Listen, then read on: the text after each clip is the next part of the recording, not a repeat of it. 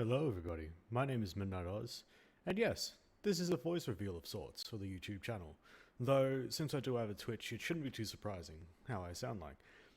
Today I want to cover some more advanced demon setups and the concepts that new players might struggle to understand that come with these demon setups. I'll break them down with the how and why they work, and hopefully once you understand these concepts, the demon setups you use will be much stronger and should be more successful.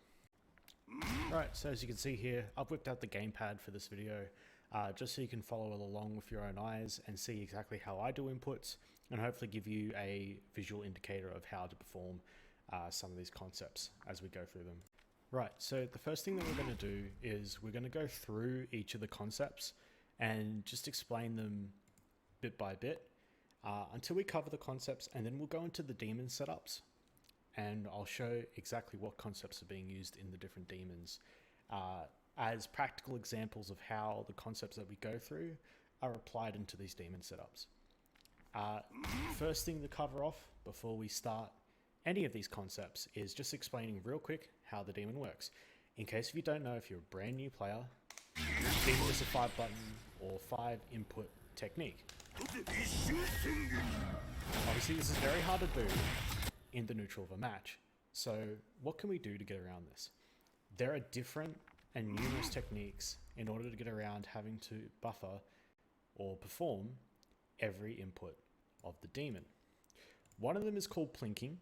For those who have ever played Street Fighter 4 or played around that era and grew up with that game, or even played that game in their adulthood, you'll be familiar with this technique. Basically, it is the action of you pressing 2 buttons at almost the same time so that the game will register 2 inputs but only give you 1. People used this back in the day to get their 1-frame links so that the game would register multiple inputs within a very short period of time. We're going to use this to get multiple inputs of a demon into a very small frame of time, reducing how long it takes for us to get this demon out. The other thing we're also going to do that these demon concepts will revolve around is hiding these inputs. So whenever you perform a move, you cannot perform any other actions until the move finishes, as you saw there, right? You cannot do anything else while you're in the recovery or the startup of a move. We can use this to mask inputs of a demon as well, so that as we perform said move, we can begin to cover up parts of the demon so that once a move finishes, or as a move is starting up, we can then finish the demon input to hopefully hit them with it. These are the 2 biggest techniques that are incorporated with most of the demons you'll see in this game. And by combining these, we'll create some really strong demon setups of this.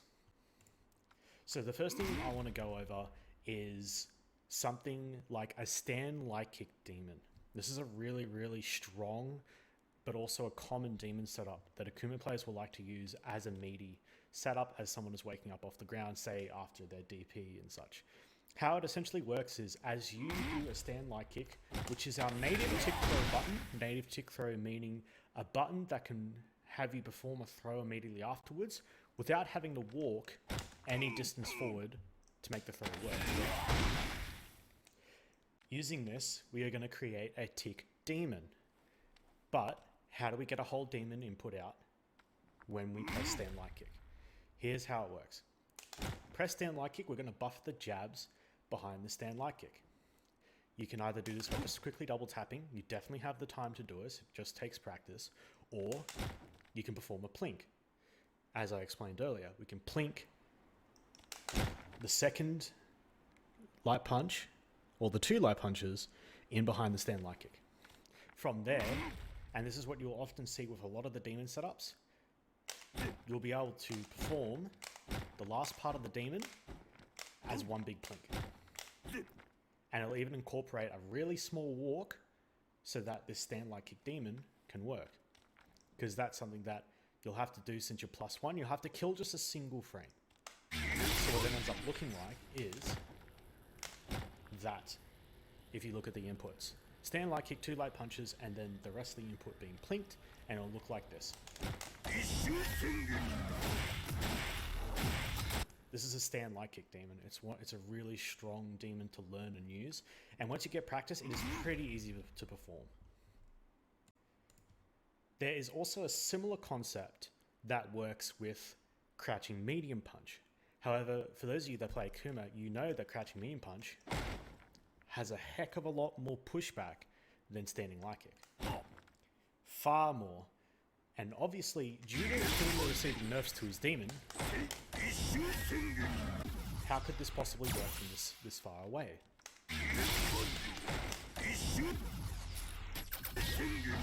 That's not going to work. So what do? Street Fighter V will also hold onto your inputs for a certain amount of time.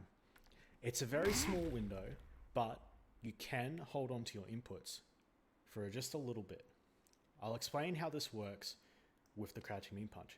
We're going to perform this the exact same way. Crouching mean punch, 2 light punches. You want to time your 2 light punches so that it's just at the end of the recovery animation, because this will start the time of the game registering the demon input. Once you perform these, you'll walk forward just a little bit. It's just a small walk, but once you complete the walk, you'll then plink the last 2 inputs of the demon. All together should look like this.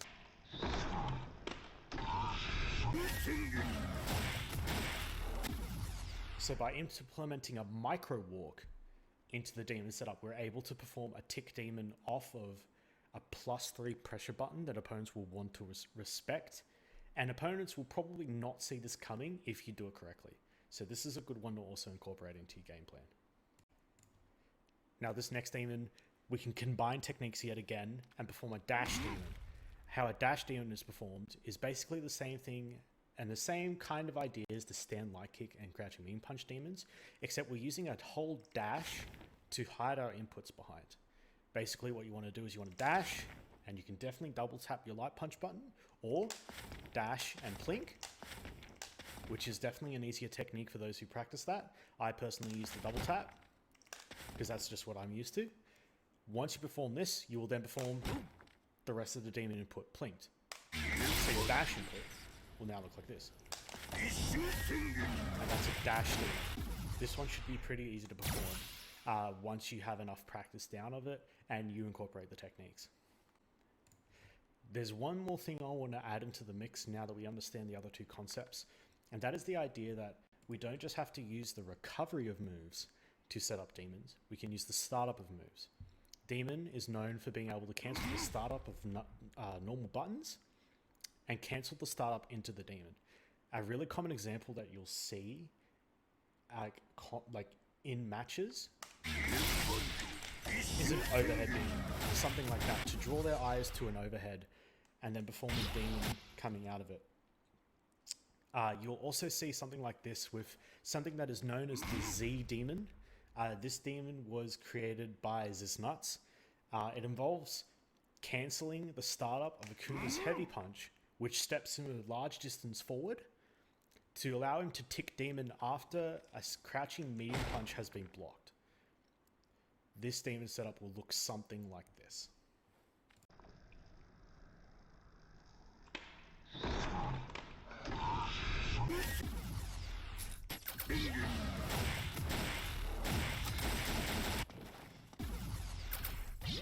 As you can see, no walking necessary. Right, the last place we're going to end this video is going to be my personal recommendation of what I consider the best demon setup in Street Fighter V for Akuma.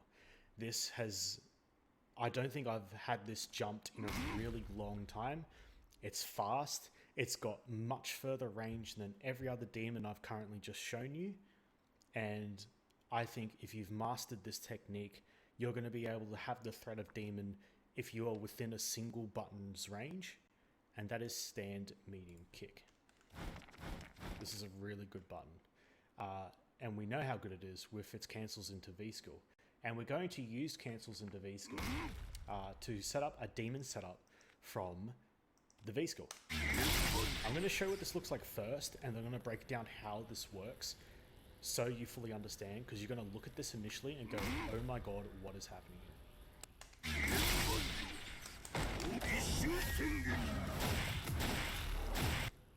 Right, that is VSkill Demon. Basically what's happening here is I am pressing stand medium kick to get my button. I am then plinking 3 punches and stand medium kick to get VSkill while also getting 2 light punches. I then press stand medium kick again to get the VSkill kick follow-up, which is a follow-up that steps Akuma forward, and as he kicks, it pushes his body just that little bit extra forward, and it also extends the range of his demon since he's sticking his leg out. And then once that's done, I plink the rest of the demon. So when that's all added together, it should look like this.